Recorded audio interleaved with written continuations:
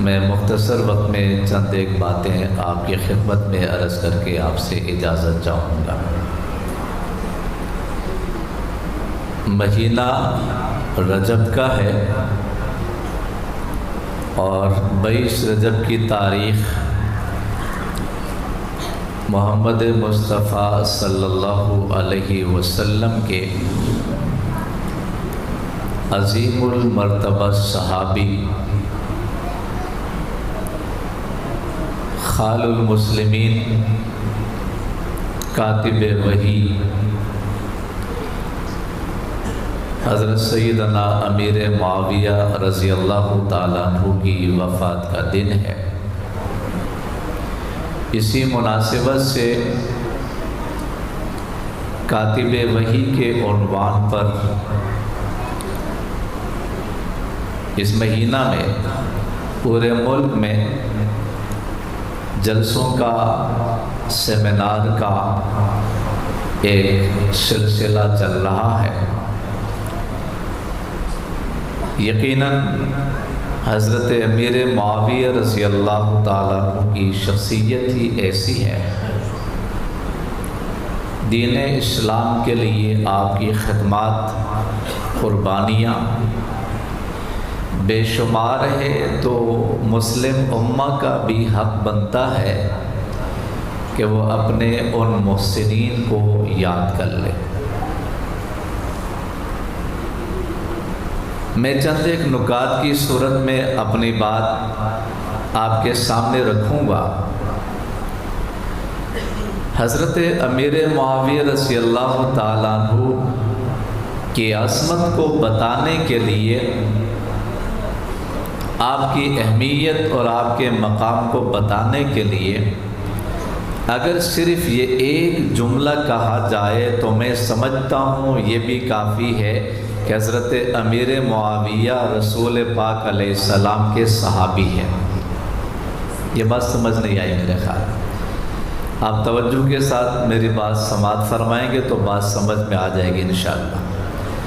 میں نے کہا کہ حضرت امیر معاویہ رضی اللہ تعالیٰ عنہ کی عظمت کو بتانے کے لیے باقی تفصیلات اپنی جگہ، لیکن اگر یہ ایک جملہ کہا جائے کہ امیر معاویہ محمد مصطفیٰ علیہ السلام کے صحابی ہیں تو یہی ایک بات ہی کافی ہے۔ اس لیے کہ مقام صحابیت یہ چھوٹا مقام نہیں ہے، اور نہ ہی یہ کوئی ایسا مقام ہے کہ کوئی شخص محنت کرے گا، ریاضت کرے گا، عبادت کرے گا اور مجاہدہ کر کے یہ مقام حاصل کرنا چاہے، اور نہیں یہ مقام ایسا ہے کہ امت کے کسی فرد کے پاس یہ اختیار حاصل ہو کہ کسی کو لا کر مقام صحابیت پہ کھڑا کر دے، نہ یہ اختیار امت کے پاس ہے کہ کسی کو صحابیت کا لباس پہنائے، اور نہیں یہ کسی شخص کے اختیار میں ہے کہ وہ اپنی محنت اور ریاضت کے بلبوتے پر مقام صحابیت کو حاصل کر لے۔ یہ کسی کے اختیار میں نہیں ہے۔ جیسے مقام نبوت کوئی اپنی محنت کے ذریعے سے حاصل نہیں کر سکتا، اسی طرح مقام صحابیت بھی کوئی اپنی محنت اور عبادت کے بلبوتے پر حاصل نہیں کر سکتا۔ اللہ کے رسول کا فرمان ہے، ان اللہ اختارنی واختار لی اصحابی، اللہ نے اپنی نبوت کے لیے میرا انتخاب کیا ہے اور میری رفاقت کے لیے اللہ نے میرے صحابہ کو چنا ہے۔ تو مقام صحابیت یہ کسبی مقام نہیں ہے، یہ کسبی مقام نہیں ہے۔ محنت کر لے، ریاضت کر لے، دن کو روزہ رکھے، پوری رات کھڑے ہو کر نوافل ادا کر لے، ساری زندگی تبلیغ میں وقت گزارے، ساری زندگی جہاد کا فریضہ انجام دے، ساری زندگی مسجد میں بیٹھ کر بیان کرتا رہے، نماز پڑھاتا رہے، مسند میں بیٹھ کر حدیثیں پڑھاتا رہے، مسند میں بیٹھ کر فقہ پڑھاتا رہے، صرف النحو کی کتابیں زندگی بھر پڑھاتا رہے، ارے مقام صحابیت تو بہت اونچی بات ہے۔ یہاں ساری زندگی عبادت کرنے والا بعد میں آنے والا صحابہ کی جوتی کا مقابلہ بھی نہیں کر سکتا ہے۔ بعد میں آنے والا صحابہ کی جوتی کا مقابلہ بھی، ذرا اونچی آواز سے بولے، صحابہ کی جوتی کا مقابلہ بھی، صحابہ کا مقابلہ بعد میں آنے والا کون کر سکتا ہے؟ صحابہ کا مقابلہ کرنا یہ تو بہت دور کی بات ہے، صحابہ کی جوتی کے نیچے آنے والی مٹی کا بھی مقابلہ نہیں کر سکتا ہے۔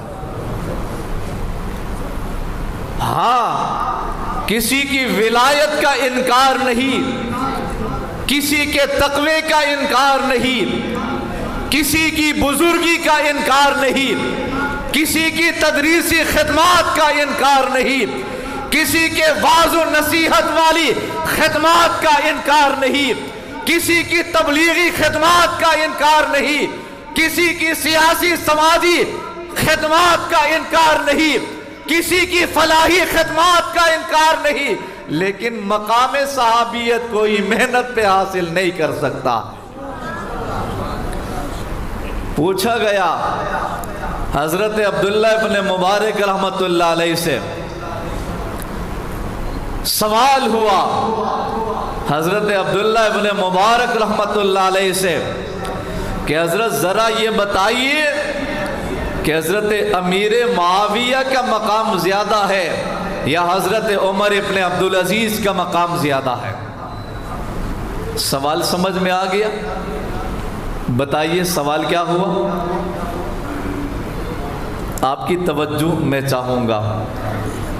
سوال ہوا حضرت عبداللہ ابن مبارک سے، ذرا بتائیے کہ حضرت امیر معاویہ کا مقام زیادہ ہے یا عمر ابن عبدالعزیز کا مقام زیادہ ہے؟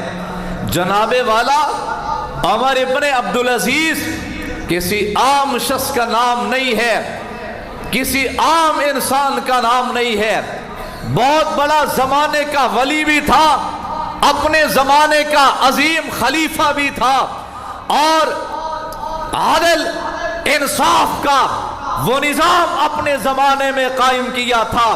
صبح کو ایک شخص مال لے کر، زکوٰۃ کا مال لے کر اپنے گھر سے نکل جاتا، شام کو واپس آتا، کوئی زکوٰۃ لینے والا مستحق نظر نہیں آتا تھا۔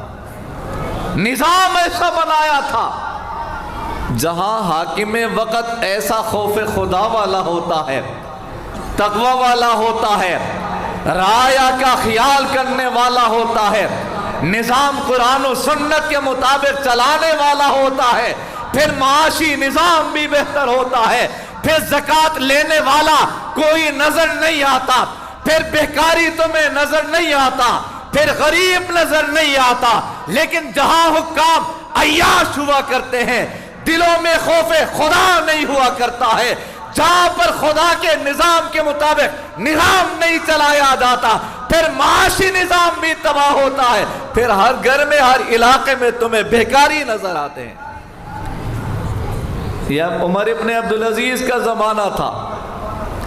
پوچھنے والے نے پوچھا کہ مقام امیر معاویہ کا زیادہ ہے یا حضرت عمر ابن عبدالعزیز کا زیادہ ہے؟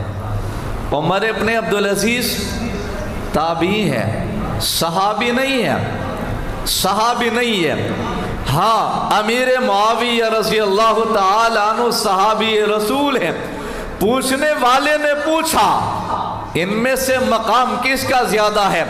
ذرا سنیے گا، توجہ کے ساتھ سنیے گا، ایمان بھی تازہ ہو جائے گا، مقام صحابیت بھی سمجھ میں آئے گا۔ عمر ابن عبدالعزیز کا مقام زیادہ یا امیر معاویہ صحابی رسول کا زیادہ؟ عبداللہ ابن مبارک نے فرمایا کہ یاد رکھو امیر معاویہ رضی اللہ تعالی عنہ جس گھوڑے پر سوار ہو کر رسول خدا کے ساتھ میدان جنگ میں گیا ہے، گھوڑے کو دوڑایا ہے، بھاگنے کی بنا پر گھوڑے کی ٹاپوں سے مٹی اڑی ہے، گھوڑے کی ناک کے سوراخ میں جو مٹی لگی ہے، عمر ابن عبدالعزیز تمام تر ولایت کے باوجود، تقوی کے باوجود اس مٹی کا مقابلہ بھی نہیں کر سکتا ہے، اس مٹی کا مقابلہ بھی نہیں کر سکتا ہے۔ ارے عمر ابن عبدالعزیز کی بزرگی کا انکار نہیں ہے، تقوی کا انکار نہیں ہے، للہیت کا انکار نہیں ہے، ولایت کا انکار نہیں ہے، لیکن بات یہ سمجھانا چاہ رہا ہوں کہ حضرت عمر ابن عبدالعزیز وہ نگاہیں کہاں سے لائے گا جن نگاہوں سے امیر معاویہ نے رسول پاک کا دیدار کیا ہے، جن نگاہوں سے امیر معاویہ نے رسول اللہ کا دیدار کیا ہے۔ ارے کائنات کے اندر یہی وہ مقام ہے کہ اللہ کے رسول نے فرمایا لا تمس النار مسلمن رآنی اور آمن رآنی، فرمایا جس نے ایمان کی حالت میں مجھ محمد کو دیکھا فرمایا جنتی ہے، فرمایا جس نے ایمان کی حالت میں مجھے دیکھا، یہ رسول پاک کی حدیث سنا رہا ہوں، یہ نبی کا فرمان سنا رہا ہوں، فرمایا جس نے ایمان کی حالت میں مجھے دیکھا، میرے چہرے کا دیدار کیا، فرمایا جہنم کی آگ نہیں چھوئے گی، فرمایا اور من رآنی، جس نے مجھے دیکھا وہ تو جنتی ہے۔ پھر آگے فرمایا جس نے ایمان کی حالت میں میرے دیکھنے والے کو دیکھا وہ بھی جنتی ہے۔ بلند آواز سے کہے سبحان اللہ، اور بلند آواز سے کہیے، صحابہ کی محبت میں کہیے۔ کیا فرمایا اللہ کے رسول نے؟ جس نے ایمان کی حالت میں مجھے دیکھا وہ بھی جنتی، اور جس نے ایمان کی حالت میں میرے دیکھنے والے یعنی میرے صحابی کو دیکھا وہ بھی، بلند آواز سے بولیے، وہ بھی۔ ارے صحابہ تو خود جنتی ہے، ارے صحابہ کا مقام تو وہ ہے، کوئی ایمان کی حالت میں صحابہ کو دیکھے گا وہ بھی جنتی بن جاتا ہے، اور جب صحابہ کو دیکھنے والا جنتی بن جاتا ہے تو جو ایمان کی حالت میں امیر معاویہ کو دیکھے گا وہ بھی جنتی بن جاتا ہے۔ اب آپ خود اندازہ لگائیے کہ امیر معاویہ کا کتنا اونچا مقام ہے کہ ایمان کی حالت میں دیکھنے والا بھی کیا بنتا ہے؟ یہ جو نعرہ لگتا ہے نا ہر صحابی نبی کیا، یہ 2-4 ساتھیوں نے بولا ہے، ہر صحابی نبی کیا، ہر صحابی نبی، یہ نعرہ آج مدینہ کالونی میں بیٹھ کر اس مسجد میں ہم سب مل کر لگا رہے ہیں، یہ حقیقت میں رسول پاک کے فرمان کا مفہوم ہے، یہ قرآن کی آیت کا مفہوم ہے۔ میرے اللہ نے فرمایا وَكُلًّا وَعَدَ اللَّهُ الْحُسْنَى، سارے مفسرین نے لکھا ہے الحسنہ سے مراد جنت ہے، اللہ نے نبی کے سارے صحابہ کے لیے جنت کا وعدہ فرمایا ہے۔ اب کہہ دیجئے بلند آواز سے ہر صحابی نبی، ہر صحابی نبی،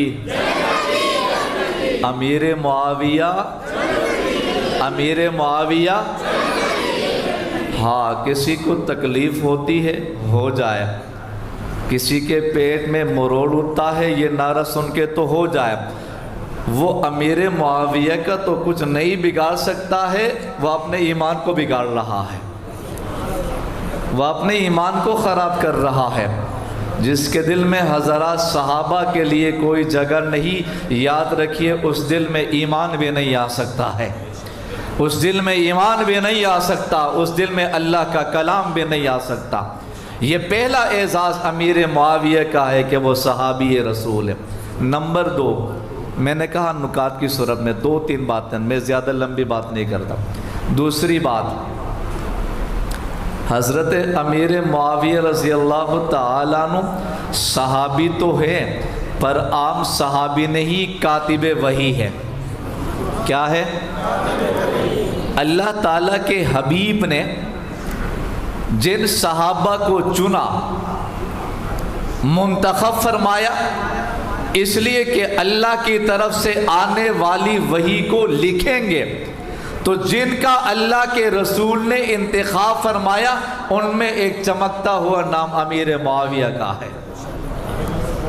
یہ اعزاز ملا ہے، یہ اس بات کی دلیل ہے کہ حضرت امیر معاویہ پر اللہ کو بھی اعتماد اور اللہ کے رسول کو بھی اعتماد ہے۔ یہ اعتماد کی بات ہے۔ ارے صرف وحی لکھنے کے لیے نہیں، دیگر ممالک کی طرف جو خطوط وغیرہ لکھوا کر ارسال فرماتے تھے اس کے لیے بھی انتخاب امیر معاویہ کا تھا۔ یہ اعتماد ہے اللہ کے رسول کا،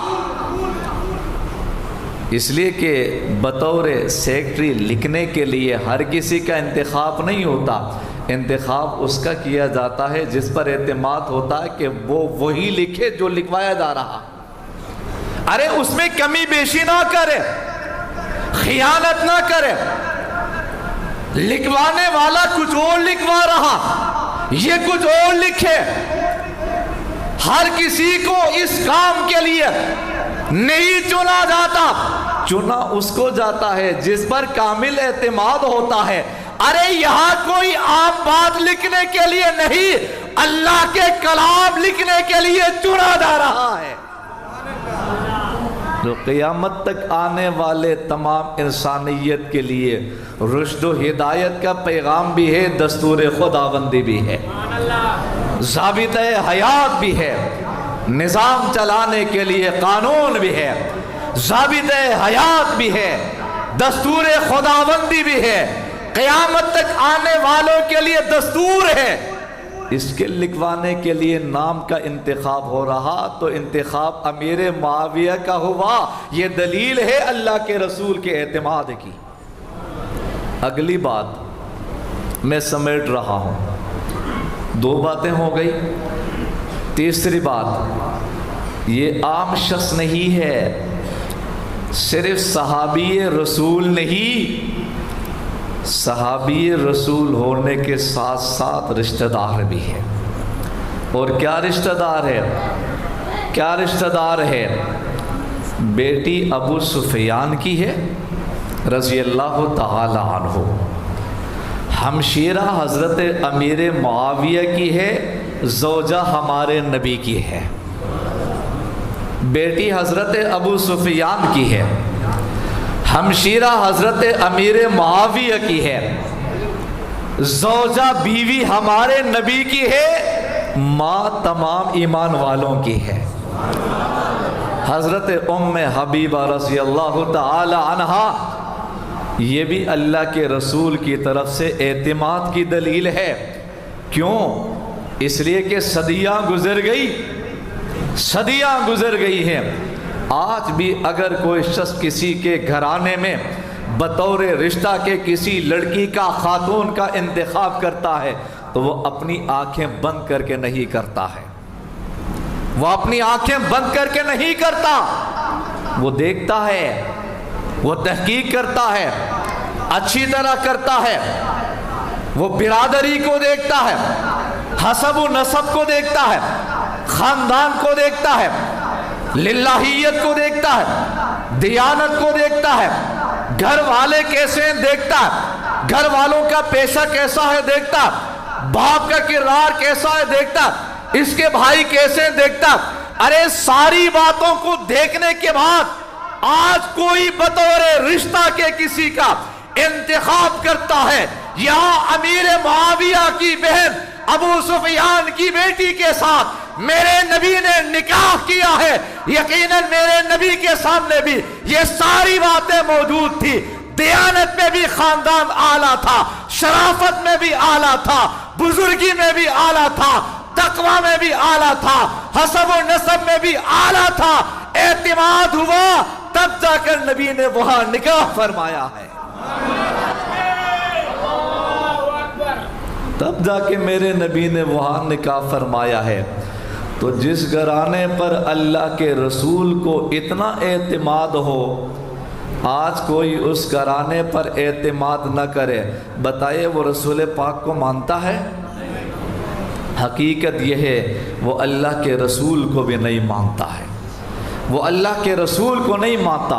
ہاں وہ کھل کر نہیں کہہ سکتا ہے کہ میں اللہ کے رسول کو نہیں مانتا، ہاں یہی سے شروع کرتا ہے کہ امیر معاویہ رضی اللہ عنہ کو نشانہ بنائے، وہ آغاز یہی سے کرتا ہے۔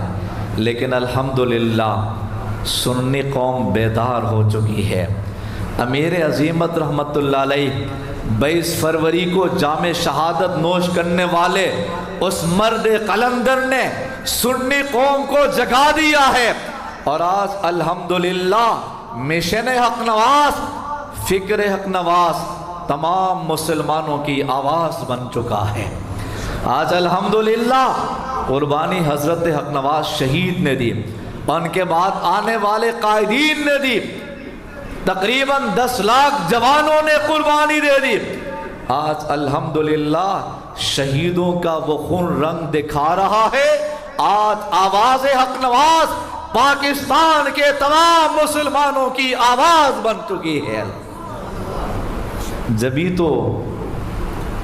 تو گزشتہ دنوں پاکستان کی نیشنل اسمبلی نے ناموس صحابہ و اہل بیت کے عنوان پر بل الحمدللہ متفقہ طور پر منظور کر لیا ہے، کہہ دیجئے الحمدللہ، جس پر تمام دینی سیاسی پارٹیوں کے جتنے ممبران نے تائید کی ہے، ہم سب کو خراج تحسین پیش کرتے ہیں، سب کا شکریہ ادا کرتے ہیں بلا تفریق، اور الحمدللہ بلا تفریق سب نے اس بل کی تائید کی ہے۔ اب سینٹ کا مرحلہ باقی ہے، جہاں قومی اسمبلی میں تمام حضرات نے اس بل کو متفقہ طور پر منظور کر لیا۔ پاکستان کی پارلیمنٹ میں بیٹھے ہوئے ممبران میں سے کسی نے مخالفت نہیں کی ہے، تو یہ بل متفقہ بل ہے، متنازع نہیں ہے۔ کہہ دیجئے متنازع، بلند آواز سے متنازع۔ ہاں اگر کوئی کہتا ہے یہ بل متنازع ہے، وہ چند ہے، کیا ہے؟ چند شرپسند ہے، چند ٹولے ہیں، ان کے کہنے سے کچھ نہیں ہوتا۔ حقیقت یہ اس طبقے کا اپنا وجود متنازع ہے، اس کا اپنا وجود متنازع ہے۔ صحابہ بھی متفقہ ہے، صحابہ بھی متفقہ ہے، اور ناموس صحابہ بل بھی متفقہ ہے۔ کوئی اس بل کو متنازع کہتا ہے، بل متنازع نہیں، یہ فرقہ متنازع ہے۔ اکثریت نے کہا یہ فرقہ مسلمان ہی نہیں ہے، چند دانشوروں نے کہا مسلمان ہے، تجزیہ نگاروں نے کہا مسلمان ہے، کسی درباری نے کہا مسلمان ہے۔ تو ان کے کہنے سے کیا ہوتا ہے؟ ان کے کہنے سے کیا ہوتا ہے؟ یہاں 1100 مفتیوں نے لکھ کر دے دیا مسلمان نہیں ہے۔ جن کا اپنا وجود متنازع ہے وہ کہتے ہیں یہ بل متنازع ہے، جن کا اپنا وجود متنازع ہے وہ کہتے ہیں یہ بل متنازع، اس سے انتشار پیدا ہوگا۔ میرے بھائی، انتشار پیدا کرنے کے لیے بل نہیں آیا، انتشار اور فرقہ واریت کے خاتمہ کے لیے آیا ہے، اور انشاءاللہ فرقہ واریت کا بھی خاتمہ ہوگا، گستاخی کا بھی خاتمہ ہوگا، انتشار کا بھی خاتمہ ہوگا۔ جو کچھ کہا بے ترتیب چند کلمات آپ کے سامنے رکھے، اللہ تعالی ہمیں سمجھنے عمل کی توفیق عطا فرمائے۔ شیر سندھ فخر اہل سنت حضرت مولانا عبداللہ سندھی صاحب تشریف لا چکے ہیں۔ میں حضرت کو دل کی گہرائیوں سے اہلاً و سہلاً مرحبا کہتے ہوئے آپ سے اجازت چاہتا ہوں۔ وما علینا الا البلاغ۔